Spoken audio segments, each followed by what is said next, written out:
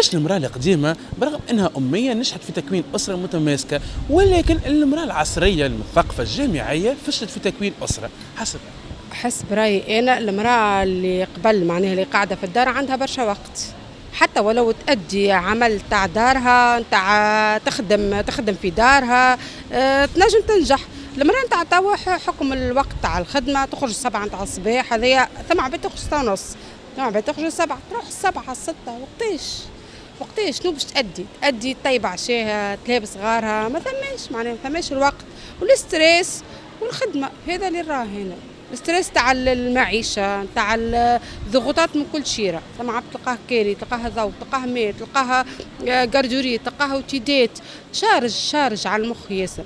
فهمت؟ انا هذا اللي راه بالنسبه لروحي نحكي على شخصي انا الحمد لله نروح مرضيتي. قلت لي وثق انت ونجم توفق بين الزوز كيف؟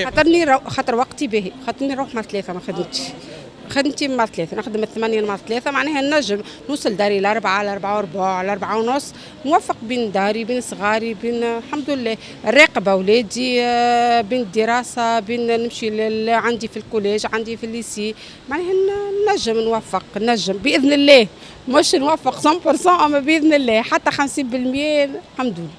فما معضله كبيره برشا بالحق خلينا نطرحوها اللي هي القارد وحط تحت 3 أسرة، وانت اكبر مني وتعرف واحنا صغار قبل ما تربيناش في اللي قارد، احنا صغار تربينا معناتها في دار بحذا امي بحذا جدايا بحذا جدي، وكنا نتربي وكنا معناتها غاديك نعيشوا مع العائله نتربوا، والام كانت تقعد في الدار. اليوم الام العصريه ولات تخدم، الصغير يتحط في القارد، هذا يسبب زعما اليوم معناتها قلق على نفسيه الصغير، تطلع اسره مش متماسكه ولا يسبب. اما اجي نقول لك المراه راهي مش من الفراغ، انا قعدت 11 سنه ما نخدمش وقت جبت اولادي، قعدت 11 سنه ما نخدمش، قعدت 11 سنه على خاطر صغاري كبرتهم، وكانت معايا حماتي الله يرحمها توفات ومرضت هي، قعدت لسببين لها هي ولولادي، لكن تو لازتني ظروف عاودت رجعت خرجت نخدم.